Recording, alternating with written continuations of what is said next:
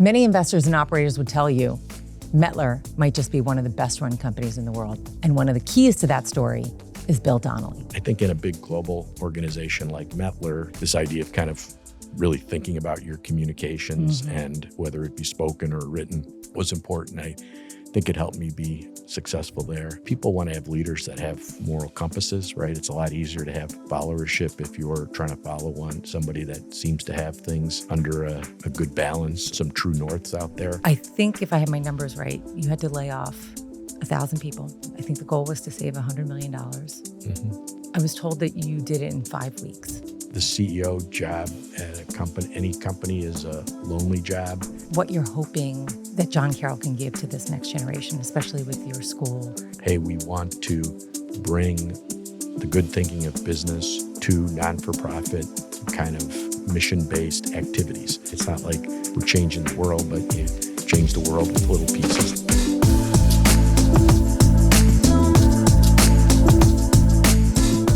Most people have never heard of Mettler Toledo. It's one of those quietly brilliant companies. It is a Swiss manufacturer of precision instruments, balances, scales, sensors, and analyzers used in R&D labs and factories all over the world. There's nothing sexy about weighing chemicals and calibrating instruments, but in the life science tools world, it's legendary. Over the last 3 to 4 decades, Mettler has grown revenues and margins consistently and built a culture that is obsessed with operational excellence and continuous improvement. Bill was Chief Financial Officer of Mettler Toledo for more than 2 decades. In so many ways, he was the culture. Humble, ego-light, deeply loyal, and relentlessly performance-driven. People who worked with him describe him as someone who never needed to be the smartest person in the room, even though he often was. And Bill saw his job as removing obstacles so others could do their best work. He had a quiet sense of duty and pride in helping to bring this boring business at its highest level. In this conversation, we'll talk about how Bill made his way to Mettler Toledo, how he managed multiple crises during his first decade with the company, and why their culture of continuous improvement still endures today. Bill is now retired, but sits on multiple boards. His current mission is to give back to his alma mater, John Carroll University, and to inspire the next generation of leaders with a sense of social responsibility. No spotlight needed is pleased to welcome Bill Donnelly. Welcome back to New York. Great to be here. You are actually coming back home in a little bit of ways, right? Yeah, I was born in Flushing. I lived here till I was about 9. Until you back, and then you moved to Chicago. Moved to Chicago with my family. I mean, Bill Donnelly, you can't get much more of an Irish name than Bill Donnelly. So tell me a little bit about your upbringing. My grandparents came from Ireland, and so their children and everything were here in New York City. So I was born in Flushing, I think at Queens Hospital, and stayed there until we moved. My grandparents were immigrants from Ireland, and I think that was kind of an important part of maybe who I was. Maybe a lot of that, being Irish was relevant in our family. It maybe immigrant, I think work ethic and things like that were kind of important to me. And maybe in many ways, my grandfather might have been the guy who was most influential in terms of. What did he do? Interesting story. So he immigrated from Ireland in 1929. Not a great year economically. No. So he came over on the boat. Only job he could get was as a grave digger at a Jewish cemetery. Interestingly enough, we're Irish Catholics, and but you take the job where you can. That's right. And maybe the most interesting thing about him is he actually stayed there until he died. I believe it was 1993. Wow. A long time. So he dug graves his entire life. He didn't dig graves, but he had a little bit of upward mobility there. I think he was superintendent for pretty big staff probably at the end there, and but he had a very close relationship. They actually, if you drive into Mount Zion, I think Mount Zion's Queens, and if you drive in there, there's actually built kind of into the stone wall. They have a picture of him, kind of etched into the thing because he was such a long-time person there. Got to know many of not only the people that worked there, but many of the families, because that can, for some families, that can be a very relevant thing. I actually, when we moved to Chicago, I would go back there in the summers. And so I would have jobs like people would order flowers, and I would go plant the flowers and stuff like that, and maybe clean out a grave or something. Sorry, I didn't say that right. The area around the grave, like, because sometimes it would get out of service or whatever. They'd ask for new things. So that was kind of my summer job when I was like 10, 11, 12, 13 years old. I would spend a lot of time with my grandfather and the guys kind of working around there. So working in a cemetery with your grandfather who basically had one job his entire life. That's great. That's great. So after high school, you think about college. Was it just a foregone conclusion that you were going to go to a Jesuit university? It's kind of funny. I'm not sure I even realized like Jesuit as opposed to Catholic. I think, I was the first person in the family to go to college. So I was kind of a little bit steered by the high school, and the high school was a Catholic high school, probably steered me a bit. Chicago Catholic boy growing up, I was kind of dreaming about going to Notre Dame. Right. I was not quite Notre Dame material. I was waitlisted there. We could have a whole bunch of jokes about that, but there was a family friend, somebody from the parish that was a John Carroll grad, John Bowler. It's actually the Bowler School of Business is named after him and his wife. And I can remember being approached by him, and he said something to me about, I should consider John Carroll. I think somebody probably had told him that I was looking to go to school, and so I went to. That was part of the reason that, and I think it was maybe $500 cheaper than some of the other schools I was accepted to. So I ended up at John Carroll. Well, $500, that was probably a lot of money. Real money in those days. That was a lot of money back then. So John Carroll, that probably laid the foundation. It sounds like you had a great professor. You had, intro to accounting. What was the foundation there like that kind of set you up for your future in finance? So kind of what, you asked me, was it for sure I was going to go to a Jesuit school? And at the time I didn't have maybe the appreciation of kind of what made up a Jesuit education. But like now kind of looking back, I think foundation is like kind of the perfect word. I start with, critical thinking and kind of intellectual curiosity, I think is very much kind of at the foundation of Jesuit education curriculum and, kind of how they think about things.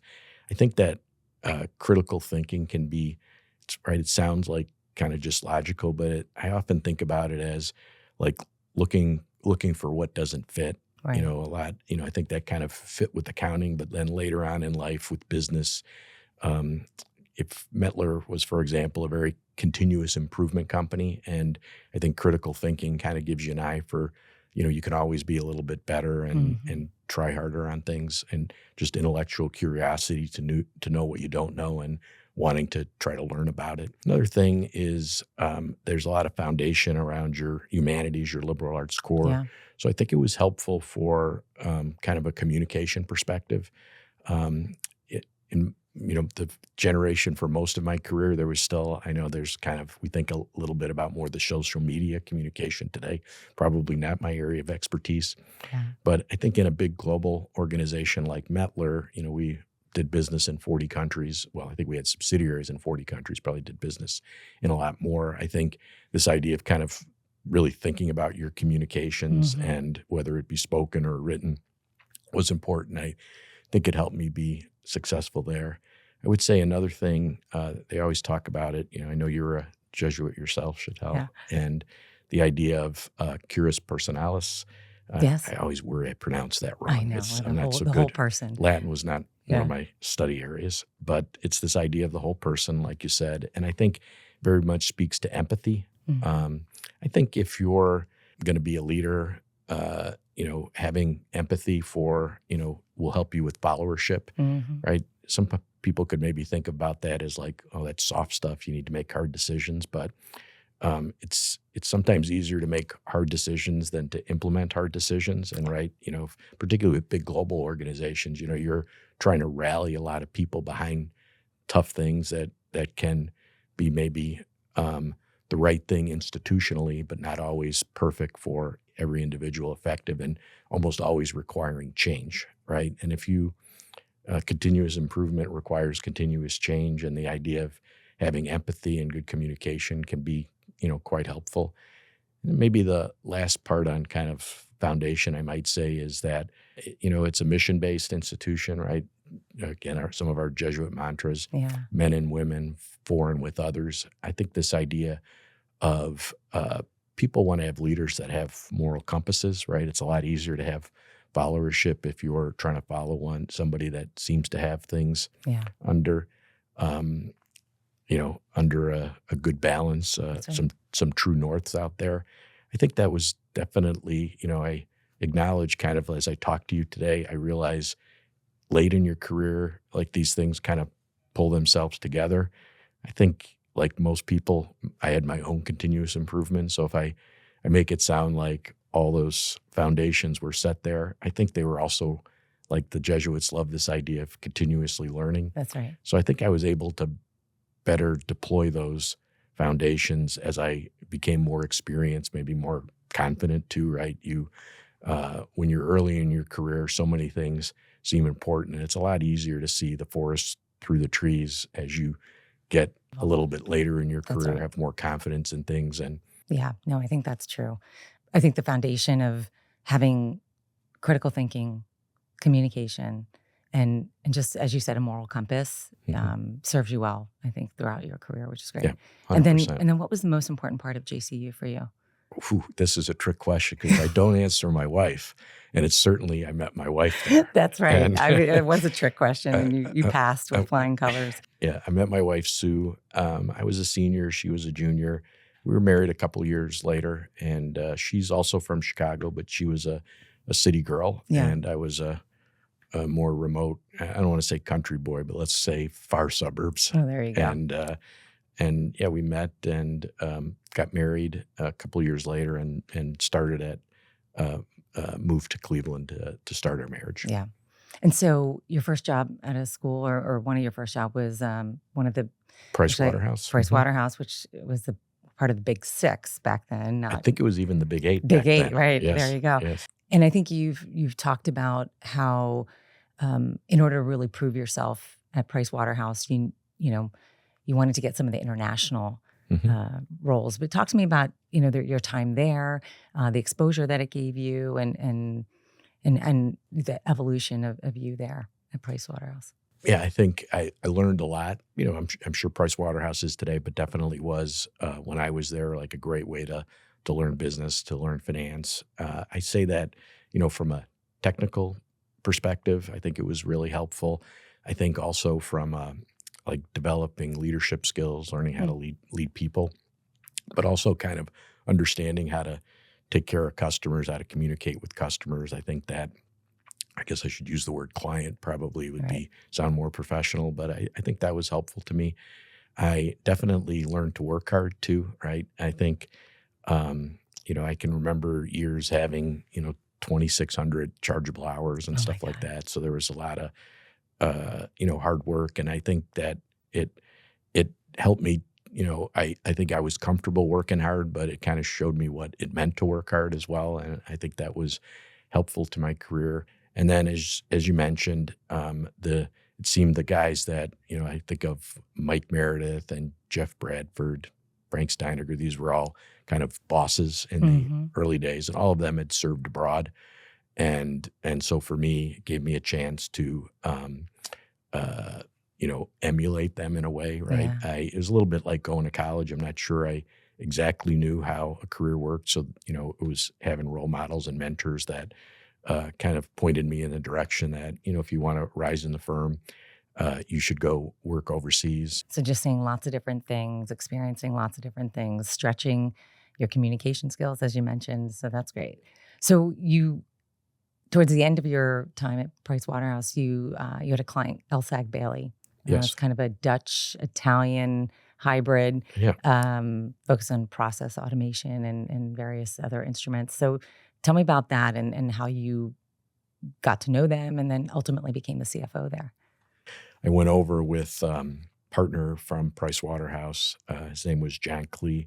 Pretty sure we went to Rome for this. It might have been to Milan, but I kind of remember we were sitting in a conference room and they handed us some Excel sheets and said, how long would it be to get an an S1 out of this. Right. To go public. And so they'd kind of set the thing up under a Dutch holding company. And at the time, there hadn't been any European companies that had direct listed in New York. And so they wanted to be kind of the first to do that. And, they left the room, and John and I just looked at each other. Weren't quite sure how to answer the question, but we took the assignment, and it was very hands-on. And we built their first consolidation, and it took a few months, maybe at least 6, but probably 9 months to kind of 9 months get everything kind of fixed. Because again, it had never been an entity before, and so the Merrill Lynch was our bankers at the time. Them and a couple other firms were running the IPO, and so they found me answering a lot of the questions during due diligence, and they kind of prodded a little bit the management team that they should hire me. So, you were there for 4 years. What was the culture like there? Or what was, what was the learning from that first CFO role? I might start by saying I'm not sure it had a culture. And I don't mean that in a, right, it got carved out, right? So it had to be building its culture, right? And so, culture starts with leaders, right? So everybody was kind of new in their role, and everything kind of came together. And so cultures get built over time. And maybe what made this even, a little bit more complicated is we were super acquisitive. So I think what the company we did the IPO on, 3 years later when I left was double the size in terms of revenue. And so we did a number of large acquisitions, large for that size of a business. And so it's even harder to build culture when you're bringing so many new people into things. Right. So at the same time, I would say I still learned a lot, right? Because, the best way to learn anything is to do it for the first time and to do it yourself, right? It's I refer to Elson Bailey as the accelerated learning opportunity of my career.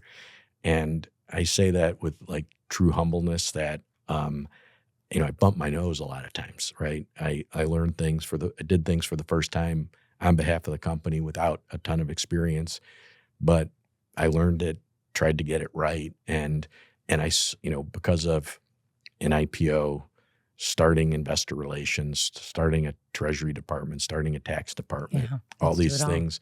So you learn a lot doing things from the ground up. And so I super appreciated that aspect of it. But at the same time, I kind of realized I had question marks myself about, was this a strategically sound, fundamentally, and I didn't necessarily feel that I could fix it myself, right? And I think Merrill Lynch kind of knew that I was thinking maybe I should do something different, and they introduced me to Tom Solis at AAA. Yeah. Tom was a senior partner at AAA at that point in time. He was also on the board of Mettler. He said, let's go meet Robert. And so I went over to meet Robert Sperry. Yep. So Robert Sperry, the former CEO of Mettler. Mettler, longtime chairman, just retired as chairman, by the way, with just a hell of a run. Yeah.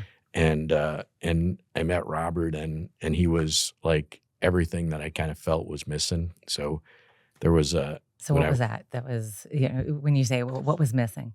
So maybe I should be careful, I think, with humor and podcasts, but when I was in Brussels, they used to make a lot of jokes about if the European Union works and if it doesn't work, what things could look like. And so in the example of the European Union works really well, the cooks are all French and the policemen are British, because that was kind of their reputation. And if it doesn't work well, the police are Germans and the whole thing is organized by the Italians, right? And so when I went to Robert, it was, I kind of had described a bit of chaos at Elson Bailey, or organized chaos at the Swiss, right? It's duck, duck, duck. Right. And Robert was super structured as a person. He kind of laid out a strategy in a way that was, and it wasn't rocket science strategy. It was like, here's what we need to do to grow this business, to take the margins up. And I felt like immediately structured that we could form a good partnership. I think, going back to, I'm really grateful for my Elson Bailey time in terms of the opportunity to build so many things, to see so many different things in a relatively compact period of time. I had some skills that I could bring to them. I think he knew I had spent enough time in Europe that I could make the cultural adjustment of living in Europe. And from my side, I was going to get the chance to work with Robert and Tom, two people that I was immediately thought like, hey, there's something, I'd like to work with these people. I can learn from these people, but also like this Swiss structure and the focus on that initial strategy. I felt like these were things that maybe were missing to a certain extent at Elson Bailey. And so, I was all in. Yeah. So we'll come back to culture in a little bit. You being an American as part of a Swiss company. I'll come back to that in a little bit. But so you joined as CFO and spent some time there. But then within, 5 years or so, you went to come back to the United States. Yes. To run one of their businesses, I think a global inspection business. So why? Did you wanted to get some operational experience? What were you thinking then? I think there was probably like several. So I was still I joined Mettler. I was 35 years old. And I kind of committed to Robert for 5 years. And Robert was like, hey, so 5 years is coming up. What do you want to do? And it was kind of like, I was kind of in that mode of, it's either got to be kind of a permanent commitment, to stay there in Switzerland. And what did that mean kind of family-wise?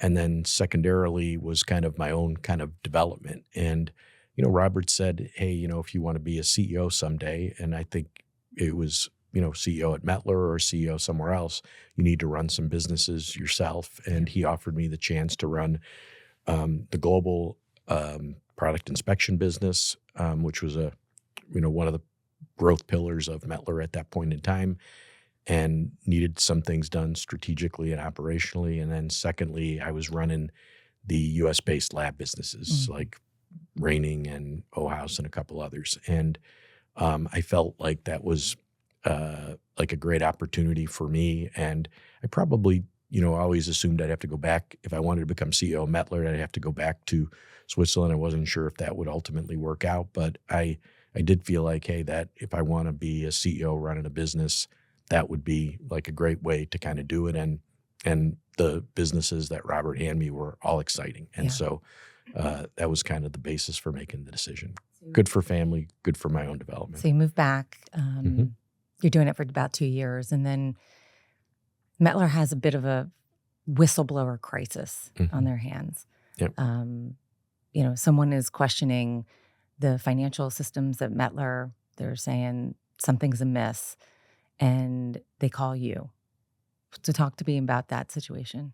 So it's a complicated one. So I maybe start with the end, right? So Mettler had a whistleblower situation. I think it was a bit engineered, maybe more than a bit. And, ultimately we didn't restate anything. But it really kind of shook the place to the core because the people that did the investigation were actually, they were the same team that had done the MCI WorldCom investigation. So so they're digging. They're digging, and they're professionals, and they know what to do. I can still remember the senior partner of the investigation team saying something along the lines, Bill, if you give me 2 or 3 years, I can't remember the number of anybody's emails, I'll find a problem. And and so they got to digging in, and Robert called me. I kind of remember it was 4th of July. We had kind of a tradition of celebrating 4th of July. My birthday's the 3rd of July. Our anniversary is June 29th, and we were always down in Hilton Head at the time. And we had some close friends that we had met in Switzerland. They were Americans, the Barnetts. And then I had invited a guy that was coming to work for me, Jonathan McManus, and his wife, Anna, come stay with us. They're moving from Switzerland from the UK to the United States. And, why don't you come spend the great American holiday, 4th of July with my family at the beach in Hilton Head. And so then Robert kind of calls me that morning, and he basically said, I think I need your help. And so I kind of went to Sue, said, Jonathan and Anna are going to be here in about an hour, but I have to need to go to Switzerland. And so I did see Jonathan and Anna. We had literally a 5-minute conversation at the door as I'm kind of leaving. Oh, and no. We still I haven't seen Jonathan in a while, but we joked about it for a while. And so I went over there, and an investigation like that, he found some emails that didn't look good, nothing that required restatement or anything like that. But we weren't able to file our financial statements for a while. It really shook our auditors. Our auditors were Price Waterhouse, but it was also the Price Waterhouse Zurich office, and we were their only client that was where they were the responsible for a public company. So Mettler's a Delaware company, even though our headquarters are in Zurich. And so for them, we were the only client like that. So for them, it was a little uncomfortable. They were doing everything for the first time too. So everybody's kind of on edge. And, I went over there, and it was determined that the CFO who was there at the time was going to leave. And Robert asked me if I would. I think Robert asked me, or maybe I said, hey, Robert, I think I probably said, hey, Robert, I think it would make sense for me to kind of come back. I think the people know me, the Wall Street guys know me, and let's, even if I do it for a while, I think that's probably the best stabilizing thing. And maybe Robert was hoping I would ask first or offer first, but, I think we quickly kind of agreed on that. And I did find it a challenging time for the organization, right? Like we had been doing so well, a little bit of a loss of confidence in that sense, and kind of questioning of things.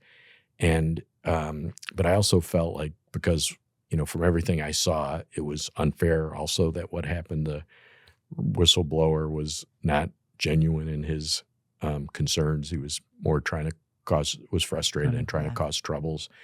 And he did. And so you felt a little bit like this loyalty factor was like as if someone had hurt the family. And somebody was attacking your family. Attacking my family. And so like, okay, I got to help my family. And so it was a good decision. And I think if you think about kind of like we talk a little bit about culture at Mettler, and cultures are built because of leadership, and Robert certainly helped us build our culture there, but they also get reinforced during crises and kind of times of extreme demand. I think it was super helpful for Mettler to do the buyout and then the IPO. Like that helped us a lot in terms of bringing us together as a team and finding success together, and agreeing that the formula that we were trying to manage the business by was a good formula and something we should stick to.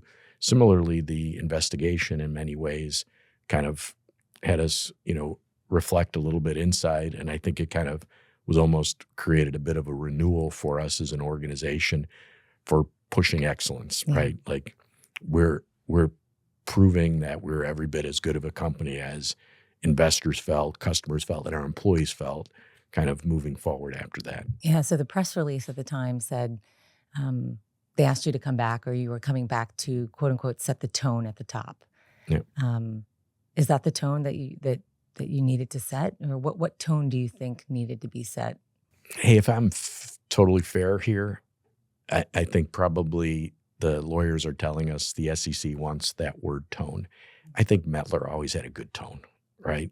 Okay. I think yes, I could reinforce that, right? Mm-hmm. Mettler didn't have tone problems that led to this thing, but that was, to be honest, the right answer at that point in time. You need to be pragmatic. We see it today, right? Right. Like people are pragmatic when it comes to, the government. We've got to keep the SEC happy. And sometimes people today are being pragmatic about things that they're being asked for of the government. And I think I would say more than me having to set the tone at the top about like we need to do something different. Mine was to try to, restore confidence that we were going to be doing, that we were doing things in a good way, that our formula is still good, and that, let's double down and deliver excellence. And the best way we can prove that is by continuing to deliver outstanding performance. So maybe we can fast forward to 2007. You're spending time between Columbus, Zurich, Sue's in Chicago, and Mettler's transitioning to a new CEO role. And you have your own family crisis that happened. Tell me what happened. So in 2007, Sue had cancer, discovered she had cancer. She had, this BRCA2 gene. Yeah. Sometimes people refer to it as the Angelina Jolie Right.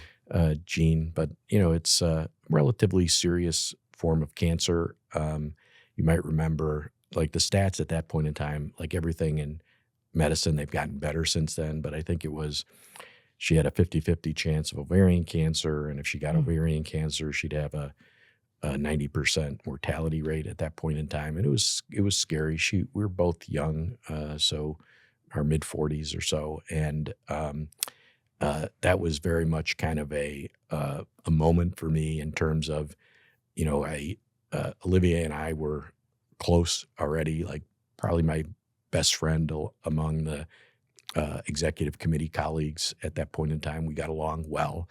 I really appreciated his talent. I think we were very complementary. And I kind of at that point made a decision that, like, I think my career should be Mettler. And part of that was, we had 4 children, and with me traveling so much, we were always worried about a recurrence of Sue's cancer and, Right.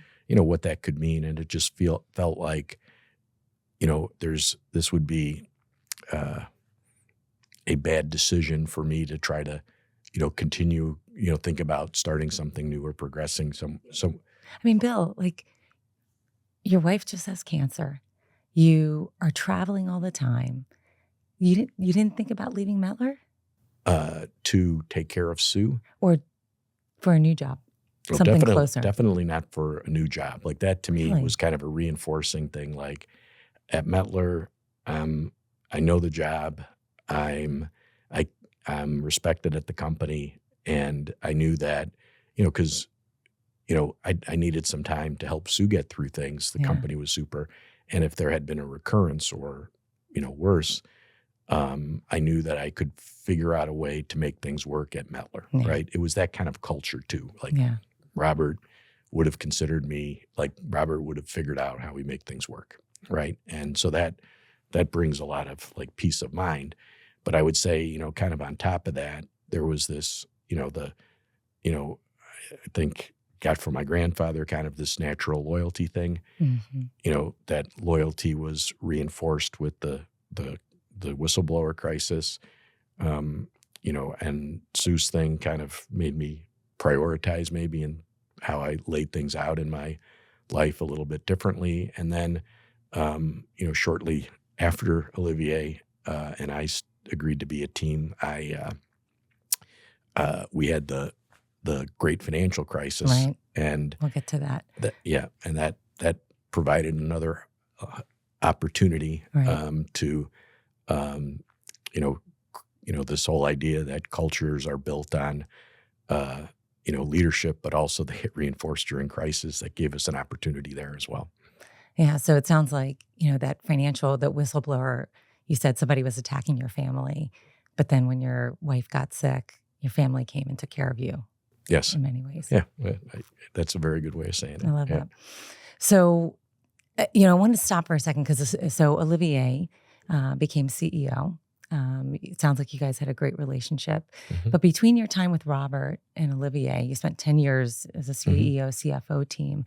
Can you just talk about that relationship of senior leadership, of CEO and CFO, and how you lead an organization? What are those complementary skill sets? What did each of you bring to the table, and why did those relationships persist for so long? Mm-hmm. And just to be clear, you're asking me about both of them? Yeah. Okay. Mm-hmm.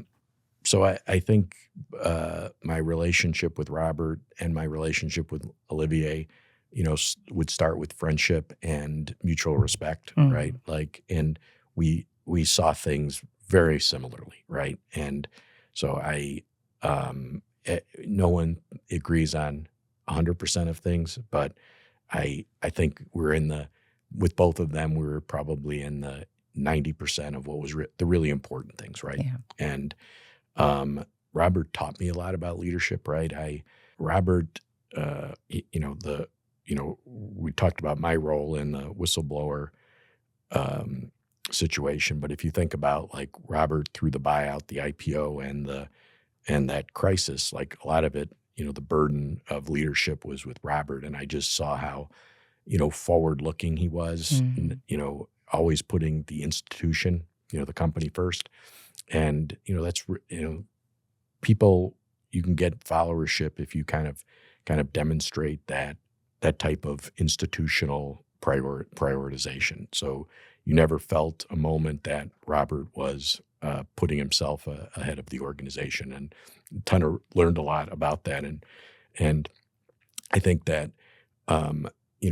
people follow leaders who are delivering success. So it helps to have good strategies and be good executors, but to really get like kind of building a culture and having like emotional loyalty towards the institution, it requires more than that, right? It requires leaders who are empathetic, leaders that work hard, that people can see what people want, the visibility to see what real leadership looks like. And particularly in crises moments or moments of big change, I learned so much from Robert in terms of, how he handled those kind of situations. And so I think in terms of with Robert and I kind of teaming together, I felt like in my role, I mean, of course, others were teaming with him as well, but I think Robert and I overlapped a lot, kind of from a vision of Mettler, from maybe how we were as people. I mean, very similar. I think of myself by the end of my career as being pretty disciplined and pretty organized. But definitely I want to acknowledge, if Robert ever listens to the podcast someday, he might have made me, we're overlapping by the end, but maybe he helped make me very organized, as disciplined and organized. Nice. He's Swissified me, or if that's a word. There you go. And then, but yeah, so good foundation there. And then in terms of like leadership, with my leadership relationship with Olivier was a little bit different, right? Like while we agreed with things strategically, we were probably different in terms of how we were as people. Mm-hmm. And I think in that sense, like Olivier gave me there was more because I was probably closer to the way Robert was. And one of the things I give Robert a lot of credit for in picking Olivier as CEO, which, how often do people get, it's like the Green Bay Packers somehow always find quarterbacks, right? Right. Mettler, found back-to-back really good CEOs in Robert and Olivier. And Olivier was different, had a different approach to things. And I give Robert credit for kind of recognizing that Olivier's relative strengths and weaknesses to him were very good for what the organization needed, right? I think one of the great things about Mettler's history is the details of the strategy and the focuses of the strategy when we came out of the block in 1997 from the IPO were different than the ones that made us successful, 15 and 20 years later. It had to evolve. And Olivier was a great persona of, strategic thinking, and his skills were complementary to what Robert had. And I think myself kind of growing up, a lot of my leadership coming from Robert, I had a lot of those skills. And so it was kind of complementary. One of the great companies evolved their strategy, but they also don't throw the baby out with the bathwater, right? They keep the key is keeping the things you're doing well, but finding new things to evolutionize as opposed to revolutionize the strategy, right? Yeah. And in that sense, I think things did quite well. But I would say Mettler has a good culture for a long time of kind of humble leadership. Mm-hmm. And in that sense, I think it helped us from a followership, right? Whether it's our Chinese colleagues, our American colleagues, or our Swiss colleagues and many other colleagues, I think in general, we tended to hire a lot of people that were appreciated, the idea of trying to be humble, right? There's mm-hmm. a lot more bigger name companies than Mettler Toledo. Sure. Maybe not that many more successful, but definitely many more higher profile. And they appreciated that and the chance to hone their craft there. That's in that great. sense. Yeah.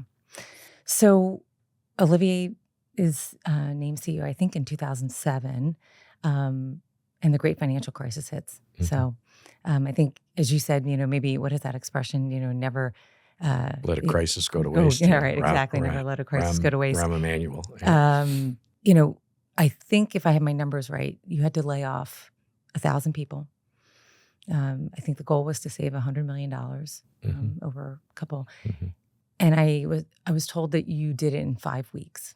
Mm-hmm. So talk about those, being in that room. What were the decisions? What were the conversations? How did you make those decisions? And why did you make them so quickly? So going back in the memory banks a bit, but so I think the highlights that I kind of remember was Olivier and I quickly came to the decision that we should assume we'll hurt the organization if we try to do this in just bits and pieces. Yeah. Like, right, let's go hard and kind of get out in front of it. And we had great support from Robert and Tom from the board at that point in time to go do that. Number one. Number two was, I think we did the math. We tried to think about like looking at things for the long term. Mm-hmm. But I don't want to like violate my Jesuit empathy stuff. But most organizations, there's always something you can do.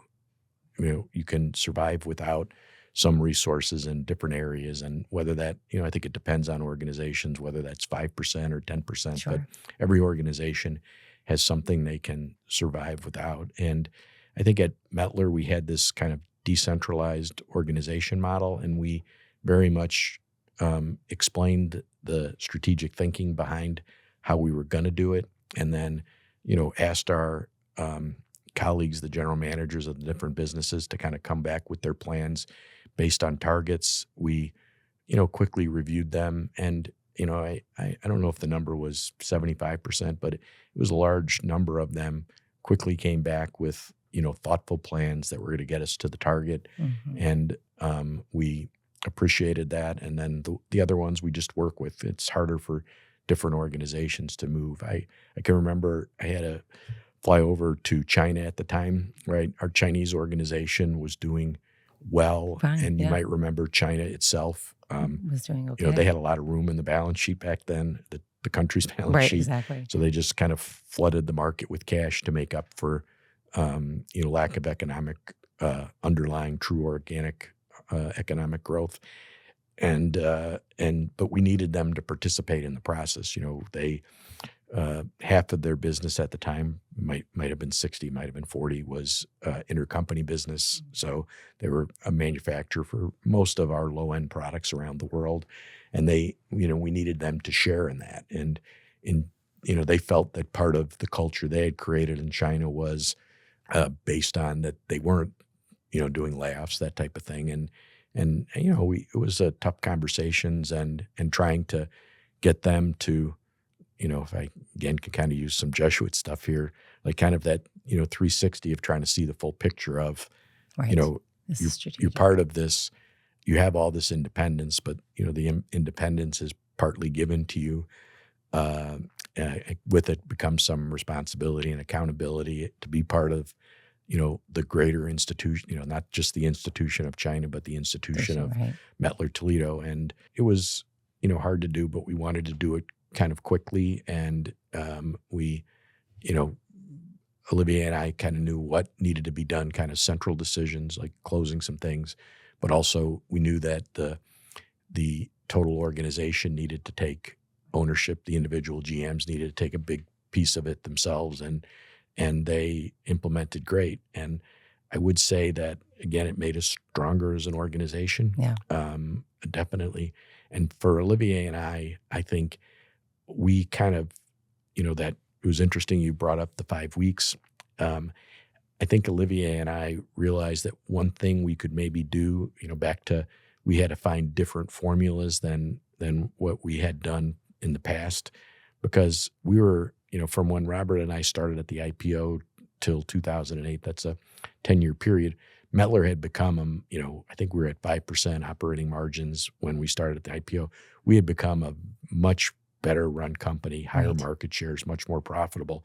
And so now to continue that, right, because the goal was, we used to, at Mettler, you might remember, we always said 5, 10, 15, 5% sales growth gives you 10% operating profit growth, gives you 15% EPS growth. Olivier and I started to realize at that point in time, like the organization could move at a higher speed than we had realized.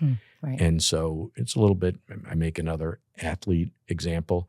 You as an athlete, you train to push yourself so that you can achieve higher and higher over time. And we started realizing, that this organization, the capability of the managers, we could manage more than we maybe realized. Well, it must have been, because I think if I have my numbers right, I think from 2008 till you retired, Mettler had a 6% compound annual growth rate on the revenue side. And I think margins expanded almost 900 basis points or something like that. Yep. So I think over my career, I think we achieved a 20% EPS CAGR and a 20% stock price CAGR. Yeah. So that continuous improvement mindset, right? And it wasn't like we were a super acquisitive machine. Like we bought back stock like it was gold and just kept buying it and buying it. And it was, Mettler was engineered to be an organic growth story, a continuous improvement story. And that was something, as leaders, we took a lot of pride in. Yeah. If you look back on your time at Mettler and why it was so successful, what was it about, either the culture or the people or the teams or maybe everything? What would you point to? So continuous improvement is easily stated and kind of hard to do, right? So one example I would say, like I can remember kind of saying this to analysts on several occasions, that one thing about my job that was easy is every general manager knew that his budget for next year was going to be a record of sales and a record of profit. Higher. Right? Because if it's a continuous improvement environment, there's no, that's the only answer, right? You can't refer to peak sales or peak profits, right? Because that's right. That was kind of our mindset. And that takes a lot of things to happen over time, like a trust in the system. And so I think we, if you're going to do continuous improvement, I think you need a few ingredients need to be part of the culture. I think one is it's humble, because you need to be asking yourself every year, what can I do better? Right. Right. I mean, and that just requires to be self-critical, and from just a mindset point of view. And then again, maybe going back to some of that Jesuit stuff we talked about at the beginning, it's like, it's not enough to just be humble and self-critical. Right. You need to have critical thinking to think, okay, how could this be better? Right. Right. And then maybe the thing that I felt that Olivier in particular did a good job, because in the early days with Robert and I, a lot of times the things could happen and have returns relatively fast because of where we were in relative profitability and stuff. Yeah. But I think later with Olivier, it was often us investing in things that might not have immediate payback, maybe even in some cases immediate, some real pain, but that in the long term, these were our ingredients to success. But it kind of fit this strategic framework that we were thinking about. So, so I think these cultural aspects required that continuous improvement mindset, but then also there's this like trust aspect. Yeah. And I think I go back to, right, there was a lot of continuity at Mettler, right? And that continuity, I think, builds trust. And some of those things that I talked about with both Robert and Olivier being, admirable leaders that put the institution first and stuff like that kind of filters down like a waterfall onto employees. And I think those things all create good foundations. Now, I think there was a lot of smart thinking to that, right? Like good culture without good ideas, right? And good execution of those ideas. So there was a lot of Swiss discipline, a lot of attention to detail, which were other aspects of our culture. Yeah. So I think, it's like a complex recipe. So I don't think there was any one element of the recipe, but maybe that combination of things together, and having, continuity with leadership, continuity with culture, continuity with strategies, right? Our strategies evolved. They didn't revolutionize as we talked about. And I think all those things, were all ingredients to our long-term success. Yeah. The way I was told was you guys used to think in decades. Yeah. You wouldn't think in years, Yeah. right? Because there was that continuity. Yes. And there was that trust. Yeah. And the loyalty that, and the other thing is that what I was told is you and Olivier, you didn't have outside interests. You didn't sit on outside boards while you had your roles. And so everything you did was focused on Mettler at the time. Yes, very, very much so, right? Yeah. Like we had our two families. That's right. Both of us are family guys, but definitely, I play a lot of golf now. I've always loved golf, but I played very little golf. I used to joke golf is a 4-letter word at Mettler Toledo. Right. So, right, exactly. Olivier too has a lot of interest, but I think he does a better job at exploiting his interests now than he did at the time. There you go. So, well, great. So, retirement, 2018. Why was it at the right time for you to retire? I think there were kind of several things going on. I think I'd start with, Sean Badala, who was CFO reporting to me at that point in time. And then Oliver Widorf was kind of running most of the supply chain, IT operations, things like that. And I felt like I had, two great leaders that were ready to take over. I didn't want them to get bored, or certainly not go leave the company. I don't think neither of them were the type. They were both very institutionally loyal. Yeah. In that sense, I don't think it was a big risk, but I think also kind of a fairness thing. Myself personally, right? Because my last couple years there, I think I was averaging between 40 and 45 weeks a year on the road. That's incredible. Like half of those abroad. And I was getting, I wasn't old, but it hurts more at 55 or 58 than it did at 45 or 48. Right. And then I kind of felt like from a family perspective, so the kids were out of the house at that point in time. I think you and I talked a little bit. I have my number 2 son was having some mental health challenges, still has some mental health challenges, but there was a point in time that he, I think I almost felt like the Lord was, kind of telling me this could be good timing. So in terms of being able to lend more help there. And so, I felt like we're like leaving things in good shape. I think I felt bad kind of leaving Olivier I think it was good for Sean and Sean and Oliver. Yeah. Maybe for Olivier, it was probably a little harder for both of us, right? We loved working together and we're complementary of that. And I think the CEO job at any company is a lonely job. It is. But I think we had a good relationship that maybe made that a little bit less so. And I think that was probably a little harder after I left. But I think he would acknowledge it. It would be a little harder, but he's now a happy retirement guy too. Well, there you go. So you are spending your retirement, you're sitting on a few boards, but I think your mission, as you think about it today, maybe your primary mission is John Carroll University. You are the chairman of the board of trustees, and you have the Donnelly School of Leadership and Social Innovation there. Tell me about what you're hoping that John Carroll can give to this next generation, especially with your school, and what it can teach the next generation about leadership. Okay, so great question. Maybe I'd start with like for me as a person, I believe in mission-based education, right? Like really good for society. So maybe a second thing I feel like is there's a lot going on in the higher ed world right now. Mm-hmm. There's a lot going on that is very difficult competitively, right? Yeah. There are far too many universities around, I think 5,000 or something in the country. They're not all going to be there. There's a demographic cliff.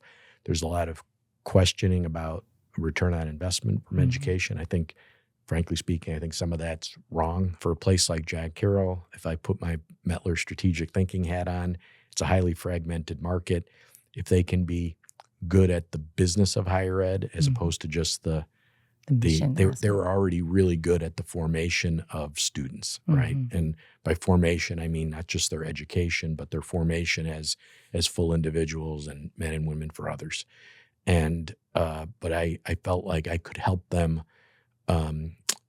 with the business of higher ed and make sure that they're one of the schools that was going to last, because I feel this way, that like I wanted John Carroll to last. I don't think I said it earlier, but I was the first to go to John Carroll, but a little bit like this immigrant mentality.